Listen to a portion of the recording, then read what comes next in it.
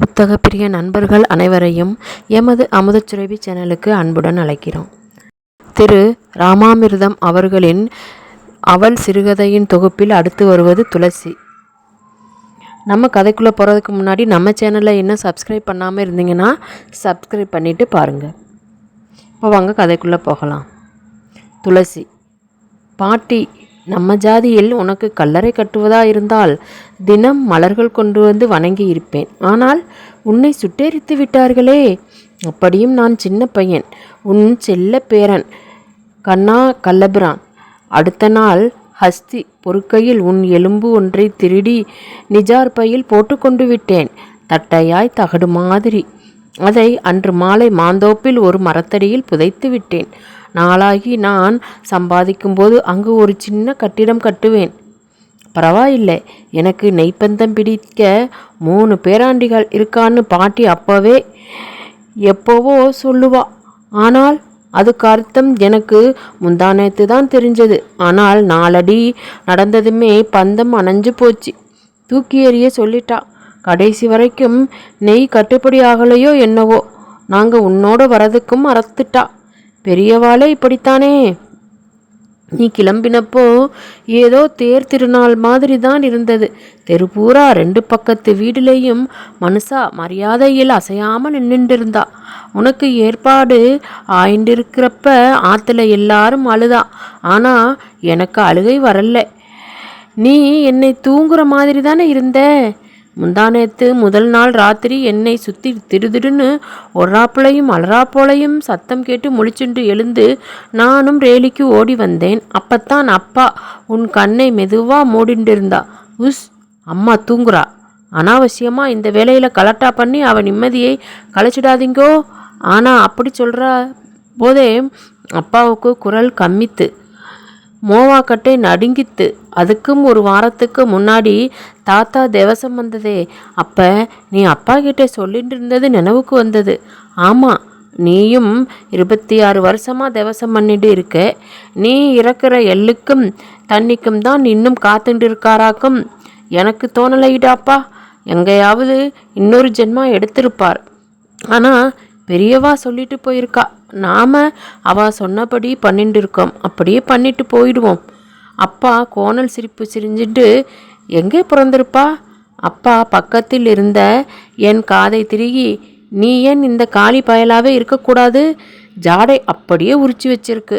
காதை வலிச்சது. ஆனால் என்ன சந்தோஷமாயிருந்தது. ஆமாம் பாட்டி, இந்த தடவை நீ என்ன தாத்தா தேவசத்தோடு நீயும் போயிட்டேயே. தாத்தா உன்னை அழைச்சுண்டார்னு இவாள்லாம் சொல்லிக்கிறான். அப்படித்தான் நடக்குமாம். பாட்டி, உன்னை தொட்டால் மெத்து மெத்துன்னு பஞ்சு மிட்டாயாட்டம் இருக்கு. அதிரச வில்லல் மாதிரி. தவசம்னா ஒரே ஜாலி. முதல் நாளே ஊரில் இருந்து எல்லாரும் வந்துடுறா. சித்தப்பா, பெரியப்பா, அத்தை, அவா பொண்ணு, பிள்ளைகள். ராத்திரி இட்லி, அரிசி உப்புமா. அந்த கூட்டமும் பேச்சும் சிரிப்பும். விளையாட எனக்கு என் வயசு பசங்க. அடுத்த நாள் பெரிய கச்சட்டி நிறைய பாலேது. தொட்டுக்க கீரை குழம்பு. சுற்றி வர எங்களை உட்கார வச்சு நீ கையிலே போடுவையே, முன்பிடிக்கு பின்பிடி துணைன்னு. நாங்களும் போட்டி போட்டுண்டு சாப்பிடுவோம். கடைசியில் அடிக்குழம்பு. ஆனைக்குட்டி யாருக்கு? எனக்குத்தான். செல்ல பேரன் கண்ணன் இல்லையா? நீ வேணும்னு பண்ணாட்டாலும் ரவுண்டில் முறை அப்படித்தான் வரும். தினமே திவசமாக இருந்தால் எப்படி இருக்குன்னு நான் சொன்னபோது அம்மா என் தலையில் அடித்தா. நீ கோச்சுண்டே.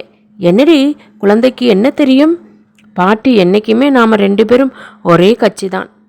பாட்டி, உன் எலும்பை புதைச்ச இடத்துல ஒரு செடி முளைச்சிருக்கு. துளசி. நீ துளசி பாட்டியாமே? உன் பேரையே நான் இப்பத்தான் தெரிஞ்சிட்டேன். பாட்டி, எனக்கு தெரியும். நீ எங்கேயும் போகலே. நீ எங்கே போவ? பாட்டி, செடியாக நீ வளர, வயசாக நான் வளர எண்ணம் பின்னோக்கி போகிறது. ஊஞ்சல் ஆட்டம் மாதிரி, கடிகார பெண்டுல மாதிரி. ரொம்ப சீக்கிரம் படர்ந்துட்டேயே. சீக்கிரமே பெரும்புதர் ஆகிவிடுவாய் போலிருக்கிறதே. ஆனால் நீ துளசியாய் வாழுறது உனக்கும் எனக்கும் மட்டுமே தெரிஞ்ச ரகசியம்.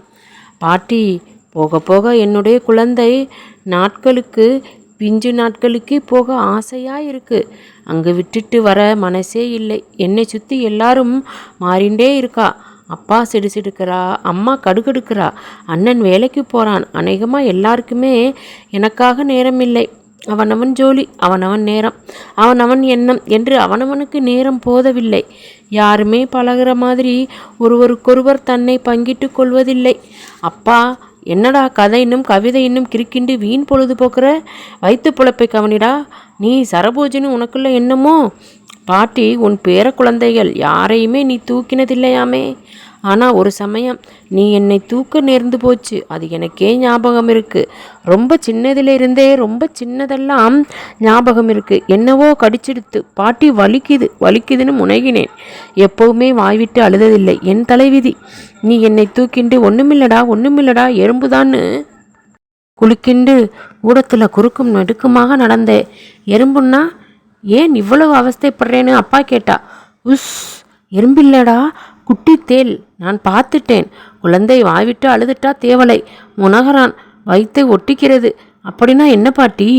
அம்மா எப்போவுமே என்னை எரிஞ்சு விழுவா. கண்ணன்கிட்ட இருந்து ஒரு திங்கிற பொருளை காப்பாற்றணும்னா வயிற்றுலே தான் வச்சுக்கணும், வேற இடம் கிடையாது. அப்போ நீ சொன்ன, டேய், நீ அவ்வளவு கெட்டிக்காரனா?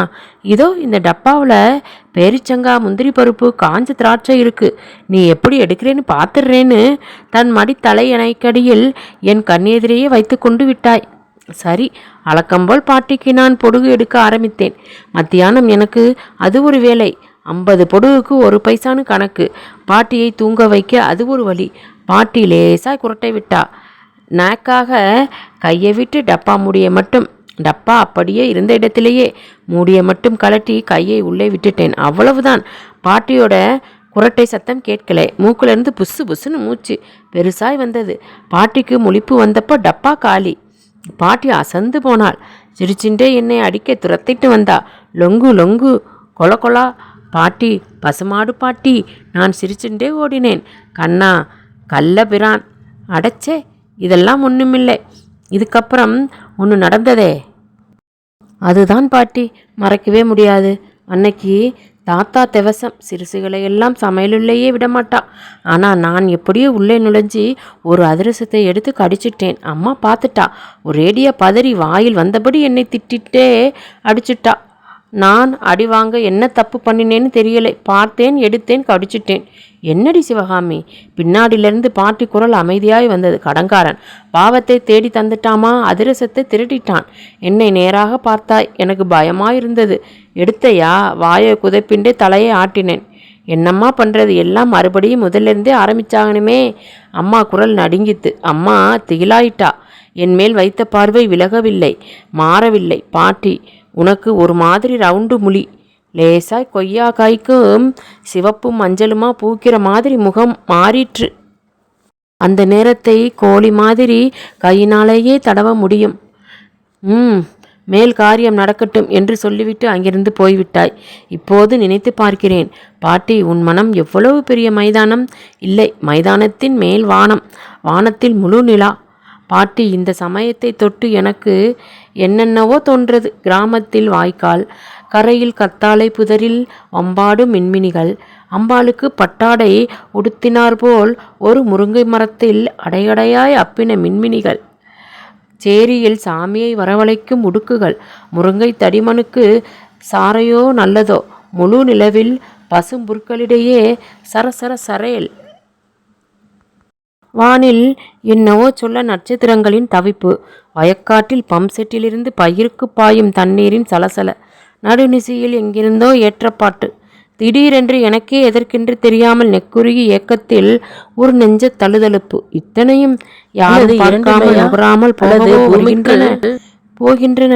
கதையாம், கவிதையாம், காதலாம், கன்னத்தில் பருவாம் என்று கரிப்பதை தவிர அவர்களுக்கு என்ன வேலை? அவா பெரியவா, வெட்கமா இல்லை? பாட்டி, நீ துளசி, நீ ஔஷதம், நீ கஷாயம், நீ மனம். உன் காற்றுக்கு பாம்பு கூட நடமாடாதாமே. உன் பேரை கொண்டே உனக்கு ஒரு அர்ச்சனையே தொகுத்து விட்டேன். பாட்டி, உனக்கு தெரியாததில்லை, உனக்கு நேராததில்லை. பாட்டி, நீ சமுத்திரம். உனக்கு காதல் நேர்ந்திருக்கோன்னு தான் கேட்கிறேன். பண்ணிருக்கையான்னு கேட்கலை. அந்த காலத்தில் பண்ணுவதேது? அந்த வரைக்கும் இப்போ காலம் மாறிப்போச்சு. பாட்டி, அடேயப்பா, இப்போ இதுகளுக்கெல்லாம் இருக்கும் துணிச்சல் பெரியவர்கள் நிஜமாகவே பயப்படுகிறார்கள். அப்படி பயப்படும்படி ஒன்றும் இல்லையானாலும் இப்போத்தான் ஒரு மாதமாக நாங்கள் சந்திச்சுட்டு இருக்கோம். எதுக்கு சந்திப்பு நேர்கிறதோ அதுவே எங்களுக்கு ஒரு முகூர்த்தம். நெருப்பு கொட்டையை கீழே தேய்த்து சுட்ட சுரியில் ஏதோ துளிர்விட்ட மாதிரி ஆரம்பித்து இப்போ ஒரே தகிதகிப்பு. வெள்ளமும் புயலுமாக எங்களை அடித்து கொண்டு போகிறது. தடுக்க முடியுமென்று தோன்றவில்லை. வயசு கோளாரோடு சேர்ந்த காதலின் தன்மையே இதுதானா? ஏதோ முடிந்தவரை படிப்பை முடித்துவிட்டு வேலை தேடி அலைந்துவிட்டு நான் வீட்டுக்கு சுமை, எனக்கு சுமை. ஒரே ஒரு ஓஜோசி பொழுது போகாத இளைஞன். அவள் எங்கள் போஸ்ட் மாஸ்டர் வீட்டிற்கு வந்திருக்கிறாள். சென்னையில் ஹாஸ்டலில் தங்கி படிக்கிறாள். அம்மா அப்பா டில்லியில் இருக்கிறார்களாம். கோடை விடுமுறையை தன் சிநேகிதி போஸ்ட் மாஸ்டரின் மகளோடு கழிக்க வந்திருக்கிறாள். மராத்தியாம், ஆனால் தமிழ் நன்றாக பேசுகிறாள். இதோ பாரு பாட்டி, தங்க எடை போட்டு பார்த்தால் அவளை அழகென்று சொல்ல முடியாது.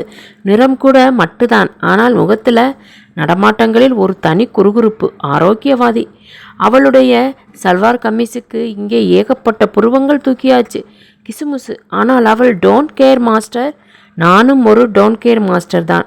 அதாவது என்னை யார் கேர் பண்ணுறா, அதனாலே எங்களுக்கு ஒரு பிடிப்பு ஏற்பட்டு போச்சு. பின்னே பொழுதுதான் எப்படி போவது? இவ்வளவு சொல்கிறேனே ஒழிய நாங்கள் ஒருவரையொருவர் தொட்டது இல்லை, வரம்பு மீறி பேசி கொண்டதும் இல்லை. சத்தியமா. நம்பினா நம்பு, நம்பாட்டி போ. ஆனால் நீ நம்பாவிட்டால் யார் நம்ப போகிறா? அநேகமாக நாங்கள் துளசி புதர் சன்னிதானத்தில் தானே சந்திக்கிறோம். திருட்டுத்தனம் இருக்கத்தான் இருக்கு. தெரிஞ்சால் நம்பாத்தில் என்னை பொசுக்கி எடுத்துட மாட்டாளா? ஆனால் காதலின் அடையாளமே ருசியே அதன் திருட்டுத்தனம் தானே. இங்கே ஒரு நாள் நான் தனியாக உட்கார்ந்திருந்த போது உலாவ வந்தவள் என்னோடு அவள்தான் முதலில் பேச்சு கொடுத்தாள். துளசி பற்றி ஏதோ கேட்டாள். பறித்து கொஞ்சம் வாயில் போட்டு கொண்டாள். ஒரு மாதிரி ஸ்ட்ராங்கா நல்லா இருக்குதே என்று மகிழ்ந்தாள். ஒருவரை பற்றி ஒருவர் விசாரணையில் பேச்சு சும்மா மிதந்து கொண்டே சென்றது. என்னவோ மெட்டு முனகினாள். உடனேயே நான் கேட்காமலேயே அவளிடமிருந்து பாட்டு புறப்பட்டது. உனக்காக பாடினாள் என்றே நான் இப்போது கூறுவேன். அப்பா, என்ன குரல்! கொஞ்சம் புருஷ சரீரம்தான். நெருப்பு பிளம்பாகி அதன் இனிமை வலிந்து என்னை எரித்தது. என் இதயத்துள் வலிந்து அங்கேயே குளிர்ந்து இறுகி போனது. இந்துஸ்தானி சங்கீதம் கற்றுக்கொள்கிறாளாம். பாட்டி, நீ சொல்லுவையாம், கூந்தல் உள்ள சீமாட்டி கொண்டையாக போட்டுக்கொள்ளலாம், வெறுமனே வாரி முடிச்சுக்கலாம், பின்னி தொங்க விட்டுக்கலாம், இல்லை வெறுமனே அருவியாக அவிழ்த்து விடலாம். அவள் குரல் அப்படித்தான் இருந்தது. எனக்கு சங்கீதம் தெரியாது, ஆனால் நெஞ்சு ஏதேதோ மெட்டுக்கட்டி பூத்து உதிர்ந்தது. மனம் கமழ்ந்தது. யமுனாபாயின் குரலுக்கு அந்த சக்தி இருந்தது. இப்போது ஒன்று தெரிகிறது. கீதம் என்பது பாடுபவனுக்கு மட்டும் சொந்தமில்லை, பாடாதவனிடத்திலும் இருக்கிறது. அத்தனை ஜீவராசிகளிடமும் இருக்கிறது. நான் சொல்லும் கீதம் சங்கீதமே அல்ல. அது முழு நிலவு, அமாவாசை, உயிருள்ளது, உயிரற்றது. இடம், காலம், பேதம் இவைகளின் எல்லைகளற்று எல்லாவற்றையும் பிணைக்கும் தொப்புள் கொடி. ஆதலால் அவள் மேல் காதலாகினேன். இதை நிலை தவிர்க்க முடியாதது. இது முதல் காதல். இதனுடைய கவித்துவமே அதன் ஊசி காதில் புகுந்து புறப்படுவதுதான். இதை பற்றி பேசுகையில், நினைக்கையில் அதில் அவள் கூட இல்லை. அதை பற்றி பேசுகையில் என் பாஷையே மாறிப்போச்சு. ஒரு மாலை அவள் சொன்னால், நான் இன்னும் 10 நாளில் இங்கு விட்டு கிளம்பி விடுவேன். எனக்கு போர் ஆயிடுச்சு. எனக்கு வயிற்றை சுருட்டிற்று. ஆகவே 10 நாளில் இந்த கனவிலிருந்து விழுத்து விடுவேனா? அவள் தொடர்ந்தாள். ஹாஸ்டலும் போர்தான். திருப்பி திருப்பி செய்ததை செய்துக்கிட்டு. ஆனால் நான் அநேகமாக டில்லிக்கு திரும்பிடுவேன். எனக்கு கல்யாணம் முடிச்சிருக்காங்க. இதுவரை சொல்லவில்லையே. கங்க்ராச்சுலேஷன். இதுதானா உன் பதில்? இதுவரை நான் உன்னை புரிச்சின்ற வரையில் நிஜமா சொல்லு, நீ என்னை வாழ்த்துறையா? உன் முகம் என்னை நெருங்குகையில் உன் வங்கி கூந்தலின் நடுவகிடு சீறிற்று. உன் விழிகள் கனகனத்தன. அந்த தணலை என்னால் பொறுக்க முடியவில்லை. தலை குனிந்தேன். என்னை விட நீ 5 வயசு பெரியவள். சம்பந்தமில்லாமல் இந்த எண்ணம் இப்போது மின்பூச்சி பரப்பானேன். மிஸ்டர் கண்ணன், நீங்கள் என்னோடு வந்துடுறீங்களா? கவலைப்படாதே. நீங்கள் ஒரு இடத்தில் நிலைக்கும் வரை உங்களை நான் சமாளிக்க முடியும். நமக்கு நாம் தான் முக்கியம். என் கையை அவள் கை பொத்திற்று. அவள் கையில் ஜுரம் தகித்தது. ஒரு பெண் வெட்கமிட்டு ஒரு ஆண் பிள்ளையை கையை பிடித்து இழுக்கிறாள் என்று நீங்கள் நினைச்சிங்கன்னா, நான் உங்களை பற்றி நினைத்து கொண்டிருந்த அத்தனையும் பொய்யாகிவிடும். பொய்யே துரோகம்தான். சரி, நாளைக்கு பதில் சொல்லுங்க. விற்றென்று போய்விட்டாள். இருட்டிவிட்டது. மின்மினிகள் மினுக்க ஆரம்பித்து விட்டன. பாட்டி, நீதான் வழிகாட்டணும். பாட்டி, உனக்கு நேராததில்லை, உனக்கு தெரியாததில்லை. நீ சமுத்திரம். ஆகாயத்திலிருந்து நட்சத்திரம் உதிர்ந்தது. பாட்டி, புரிஞ்சிட்டேன். அடுத்த நாள் அவள் வரவில்லை. அதற்கடுத்த நாளும் அவள் வரவே இல்லை. என் பதிலுக்கு தேவை ஏற்படவே இல்லை. அவளுக்கே அவள் கேள்விக்கு பதில் அவளிடமே கிடைத்துவிட்டதோ என்னவோ. நீ எரிமலையிலிருந்து தப்பித்தாய், அதுதானே பாட்டி நீ தெரிவித்தது? 2 துளசி பறித்து வாயில் போட்டுக்கொண்டேன். என்ன ருசி, என்ன நெடி, என்ன மனம், என்ன பாசை! பாட்டி, நீ ஔஷதம். பாட்டி, நீ ரஷை. இத்துடன் துளசி சிறுகதை நிறைவடைந்தது. அடுத்த சிறுகதையில் மீண்டும் சந்திப்போம். அதுவரை காத்திருக்கவும்.